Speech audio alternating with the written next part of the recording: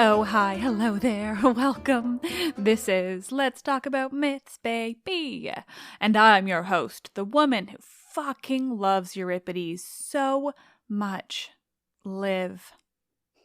Well, cat's out of the bag. Plus, you've already seen the episode's description, and podcasting SEO means the characters' names are always in the episode titles.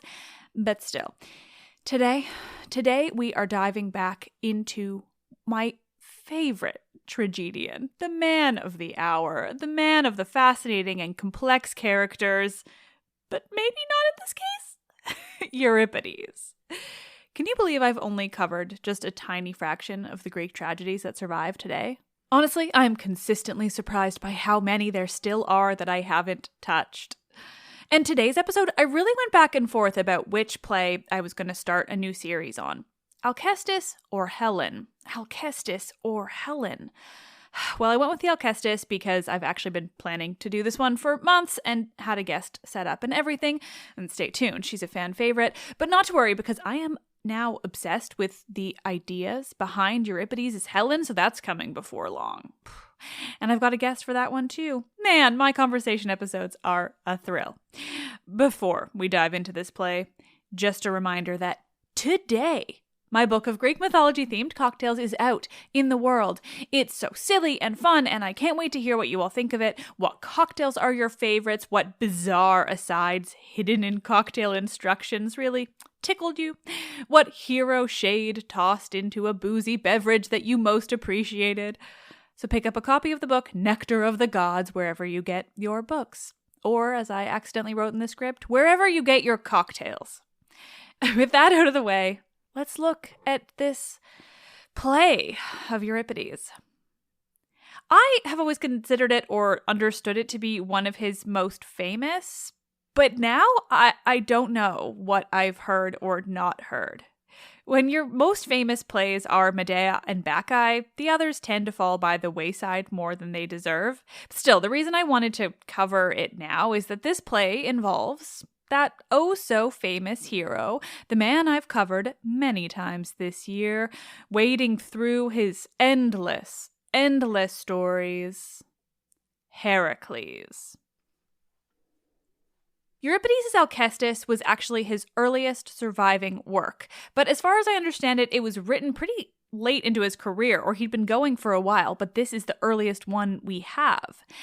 And because of that, or unrelated to that, because he's Euripides maybe, the Alcestis is something of an enigma. It's weird and wonderful, tragic and funny. It is everything at once. Do you like how much I've told you so far without ever suggesting what this play is actually about? Beyond including Heracles among its cast? That just adds to the suspense. So does the fact that while Euripides is drawing off a myth, the tragedians always were, this isn't a well-known myth. It wasn't a well-known myth to the ancient Athenians for whom Euripides was putting on this show. That too is part of the weirdness, the wonder. This play is truly something else. The introduction to the translation that I'm using by Rachel Kitzinger calls the Alcestis, quote, the most morally convoluted of surviving Greek dramas.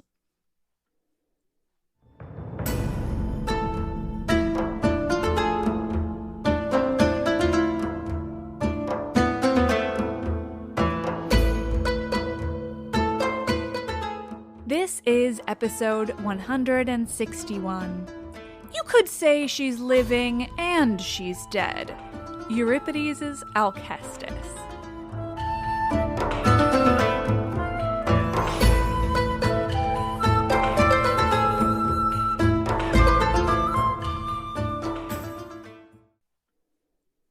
Our story begins in Pherai, in Thessaly, the north of the Greek mainland.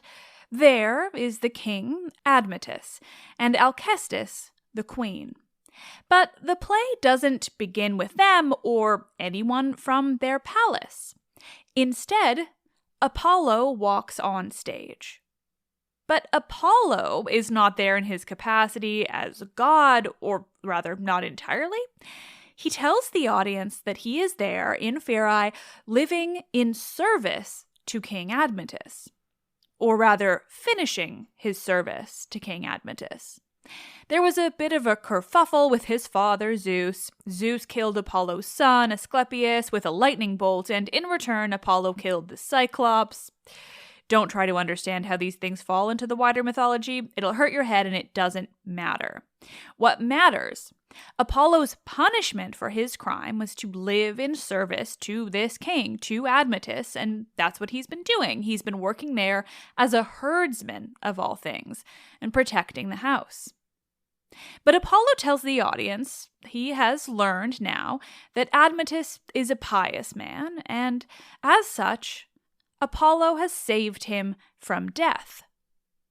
Apollo tells the audience that he saved Admetus from death, but it came at a cost.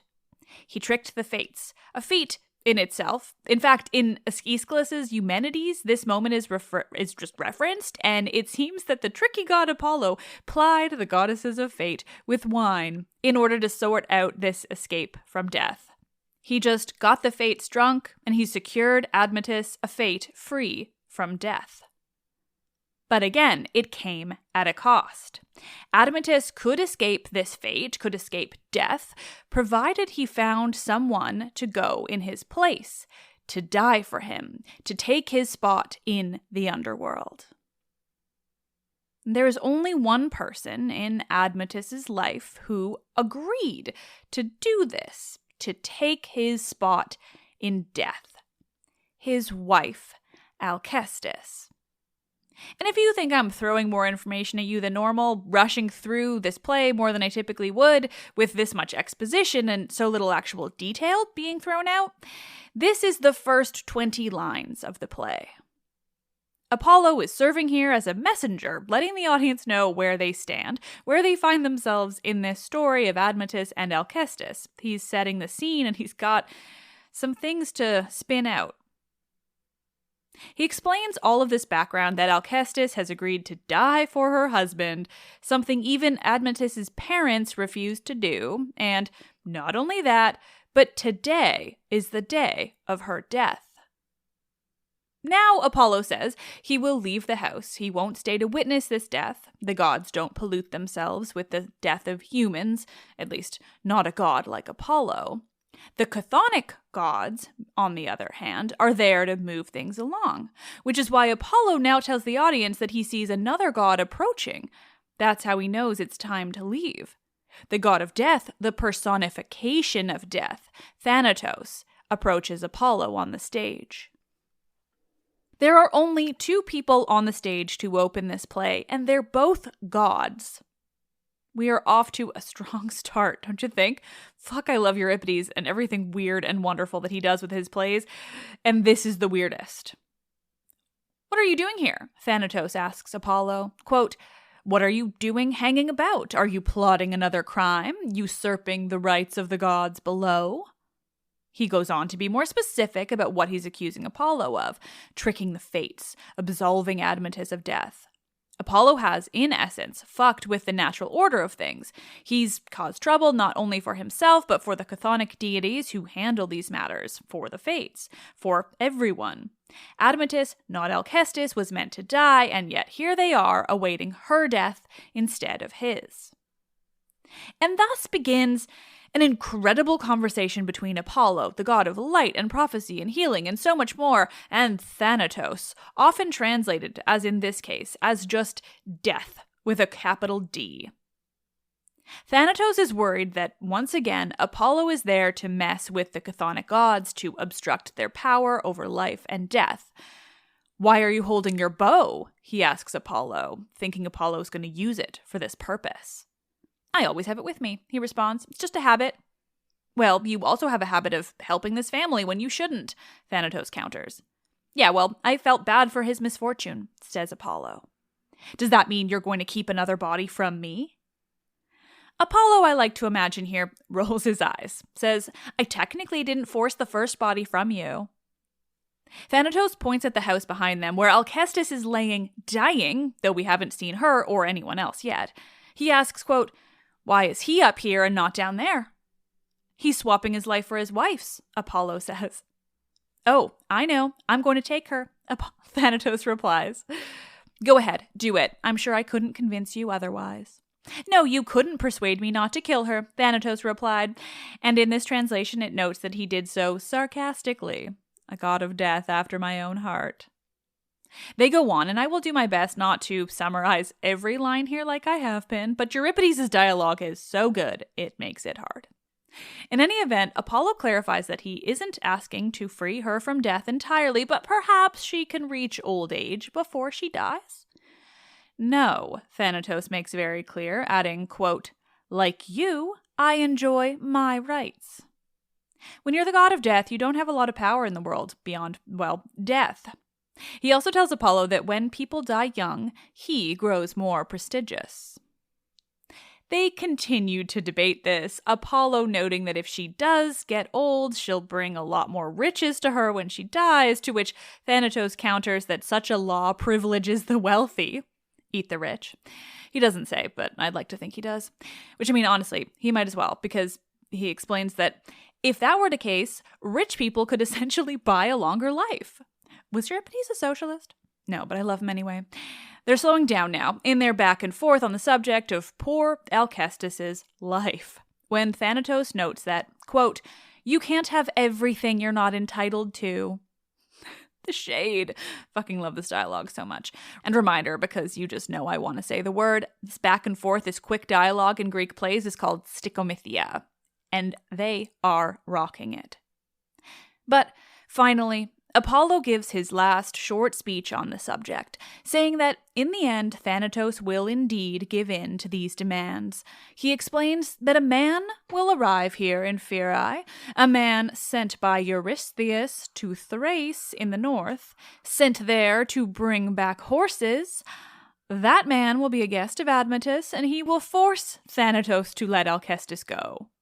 He finishes, quote, "I'll give you no thanks, only hatred, when you do then what I ask for now." And in saying this, Apollo spoils the entire play. And then he leaves.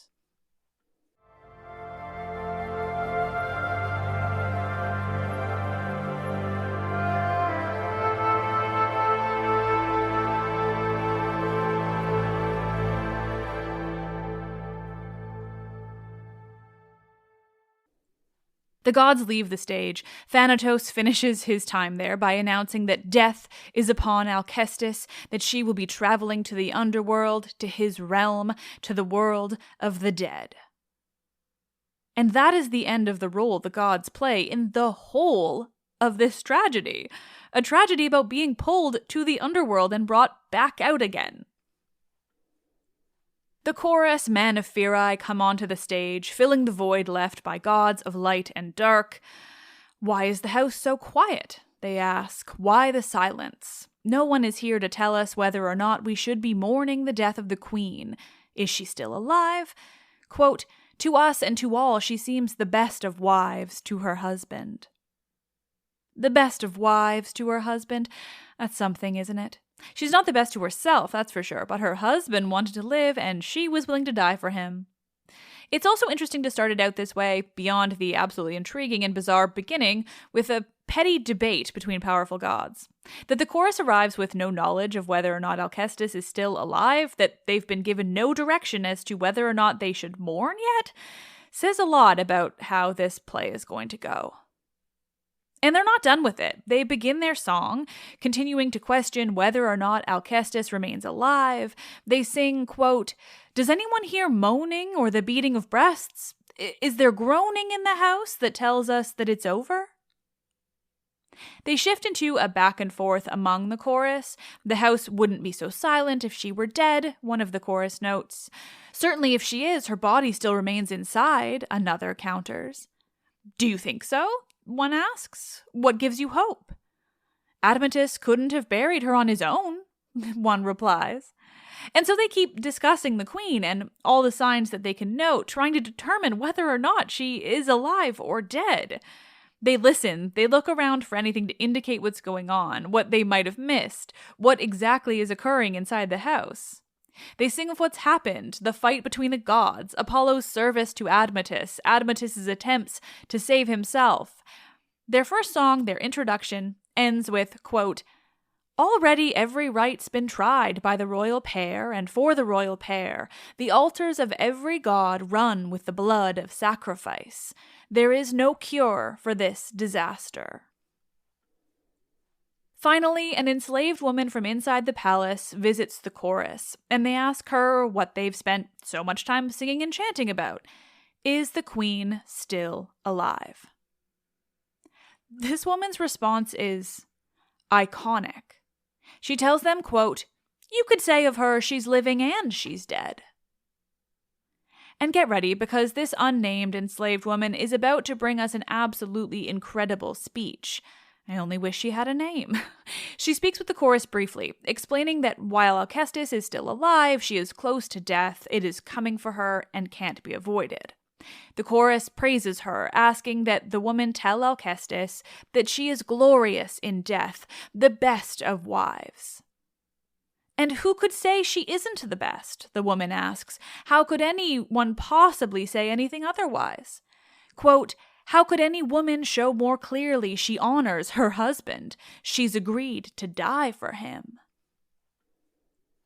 She goes on. The woman explains to the chorus that not only is Alcestis such the perfect, honoring wife, but she's preparing herself for death. It's the woman's job to prepare a body once they've died, washing it and dressing it in finery. Alcestis, though, does this for herself, so that she is ready when she finally dies. There's lots to be said about what is meant here morally. It's obviously fucked up in so many ways, and Euripides knows that. Alcestis shouldn't have to die for her husband, but she is, so her story is instead examined within that context. The woman tells the chorus that Alcestis prepared herself and then prayed at the altar of Hestia, the goddess of the hearth, the household. She asked Hestia to watch over her children once their mother is gone, to find her son a loving wife, her daughter a noble husband. And she prayed to Hestia, "Let them not be like their mother and die young. Let them live long and happily." She continues to explain how Alcestis is handling herself on this, her last day on earth. She traveled to the palace, worshipping at all the altars as necessary, before she went to her own bedroom and said goodbye to her bed. She said goodbye to her children who wept at her feet. She gave them hugs and kisses. She let them know they're loved. And the enslaved people of the palace, too. The woman makes a point to note that Alcestis didn't find a single person, servant or slave, who she didn't wish to grasp hands with and say goodbye to. Essentially, to put it into a single sentence, Alcestis is a very, very good woman. And with that, she transitions to explaining how Admetus and Alcestis are handling it together. How her husband holds on to his wife, begs her not to leave him, weeps. He holds her fading body, her dying body, in his arms. But, the woman adds, Alcestis wishes to see the light of the day one last time. And with that, she tells the chorus that she will return inside with the news that they, supporters of Admetus, are the only ones there outside the palace, and so the couple should come outside. Left alone on the stage, the chorus laments not the death of Alcestis, but the grief of Admetus. They are supporters of the king, after all. Even the enslaved woman knew that. They're most worried for him, the man who will have to deal with the loss of his wife, who will have to live on without her. They call for some way out of his troubles, quote, "Deliver it, please deliver. You did before, so be now a savior from death. Put a stop to murderous Hades." And before long, finally, after so much exposition, so much talk of their stories without hearing a single word from either of them, finally Admetus and Alcestis come out from the house and join the chorus on stage in the light of day for Alcestis's last time.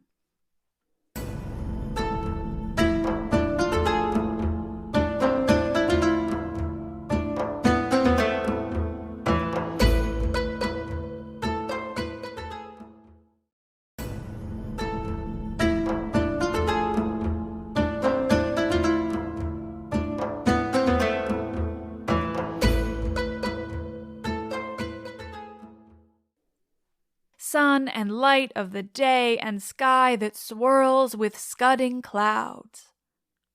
That is Alcestis's first line of the play, a quote, obviously. What a way to start your own death tragedy, though, don't you think? It's beautiful. She's interesting. Admetus speaks then, bringing things down and noting that, yes, the sun shines and isn't it nice, but what have we done to deserve the hatred of the gods? Which, I mean, kind of ironic, dude, because you know she's only dying because you didn't want to. But again, the judgment, or lack thereof, when it comes to Admetus will come later. For now, I'm just too intrigued by this story. Alcestis is lifted up by some of their enslaved people, raised up so she can see. She says, quote, I see 2 oars, I see the boat on the lake, and the ferryman holds in his hand a pole. Charon calls me, why do you delay? She's being hurried on by Charon, by those chthonic gods, the gods of the underworld. It's her time. All of this section, by the way, is being sung. Alcestis enters the stage singing, even though we know her to be close to death. She's singing. She's maybe even joyous. She continues to, singing that she is nearly there.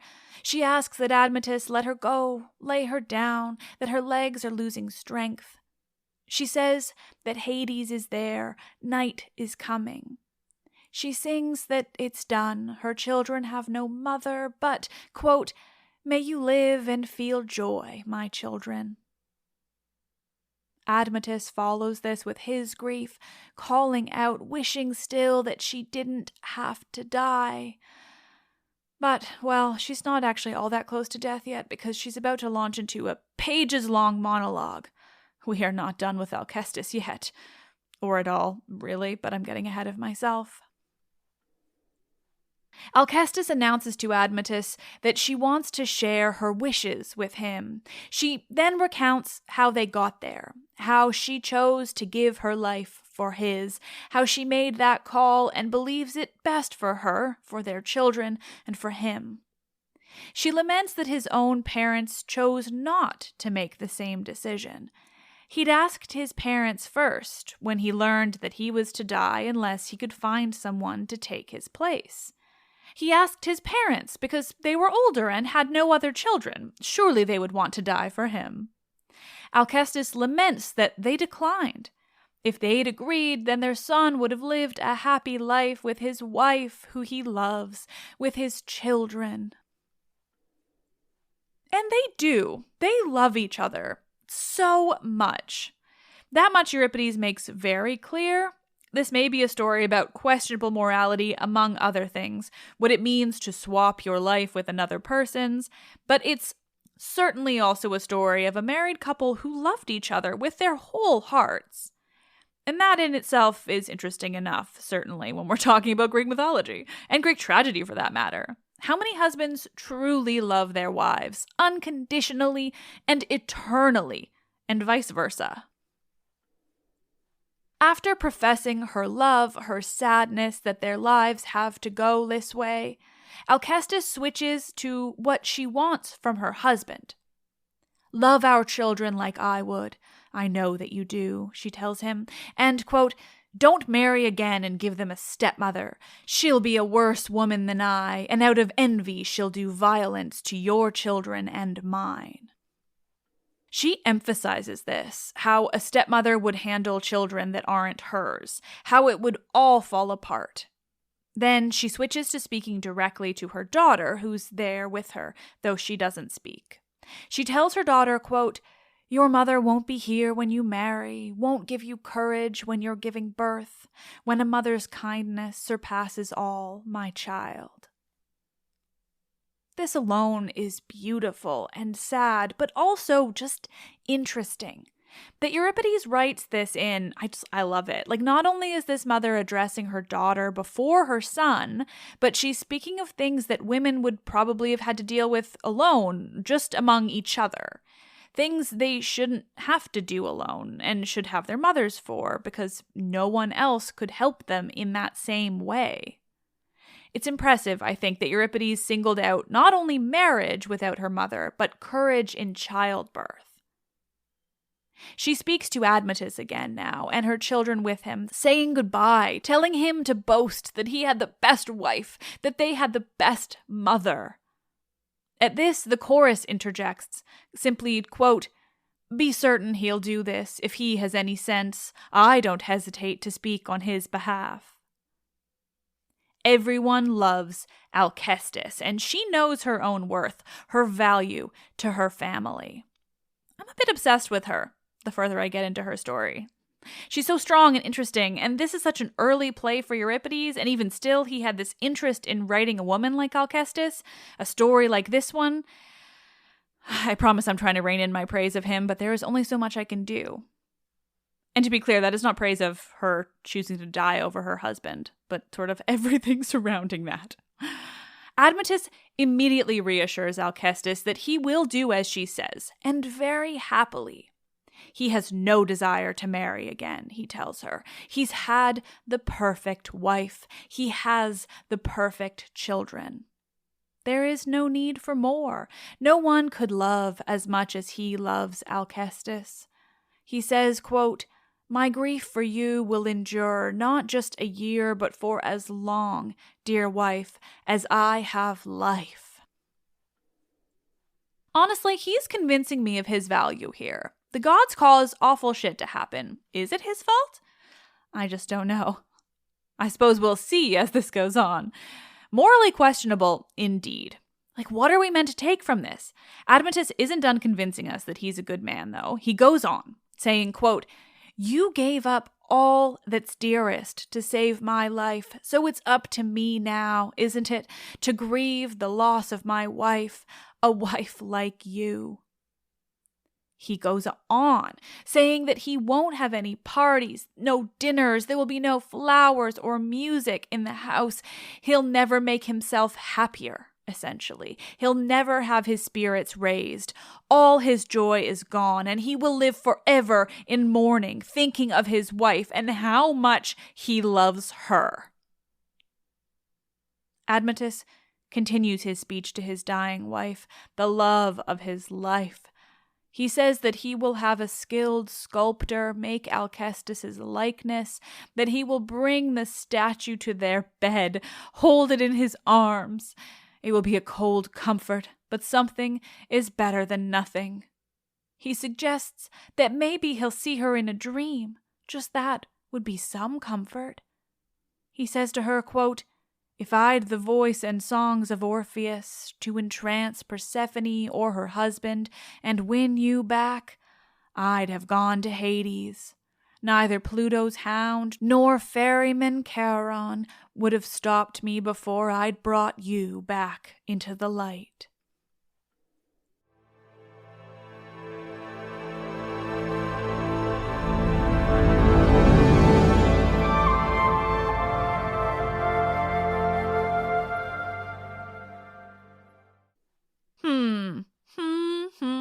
How is this going to go? Ugh, nerds, thank you so much as always for listening. Stay tuned for next week and more of Alcestis' story. I've written all 3 of the episodes at this point, and it is really something else. I'm so excited for you to hear the rest of this play. Story of my life with this podcast, though, like at least specifically when I cover Greek tragedies. Like, fuck, this is so good. They're all so good and interesting and unique and weird and sigh. I love Euripides. He's just so goddamn interesting. Like, I want to know everything about him. I want a time machine. I want to just talk to him. I want to know how he actually felt about women and the way they lived in Athens. I want to know everything. Aristophanes mocked Euripides for caring about women. Did you know that? Euripides was interested in what it was like to live as a woman in that world. He considered marriage to be a more equal endeavor than it was treated in that world. Like, he actually gave a fuck. Meanwhile, Aristophanes wrote a satire and basically called him like a shit to women. And lots of history books love to pretend that that means Euripides actually was shitty to women, even with evidence to the contrary. And like, it's a quote from Aristophanes and it's a comedic play. It's so interesting. Okay, I'm done praising Euripides, I guess, for now, at least. There's more episodes of this play coming, obviously. I'm going to praise him some more. Now, this didn't fit into the way that I wanted to tell the story of this play, and in fact, I learned it just from like a footnote in the translation that I'm reading, but there's some interesting family history when we're thinking about Alcestis. She's the daughter of Peleus, and that's Peleus with an A, the man who usurped the throne of Iolcus from Jason's father and sent him off in search of that golden fleece. If you remember from my episodes on Medea, the daughters of Peleus murder him through our favorite witch's machinations. But it seems typically, I guess, it isn't Alcestis among these daughters, so I think we're meant to understand that she lived on and after her two sisters murdered their father. What a life. Greek tragedy, you guys. I like it a lot. To finish off today's episode, a reading of a 5-star review, because I love you all for leaving me 5-star reviews. It means the whole world. Today's is from Ace Waffle Council in the States. A+ handle, truly perfect. Their review reads, "Awesome! I love how Liv tells the stories, and it's so awesome to listen to while I'm doing anything. I listen whenever I can. This brings me so much joy. Thank you for making this, Liv." Thank you. These reviews bring me so much joy. Let's Talk About Myths Baby is written and produced by me, Liv Albert.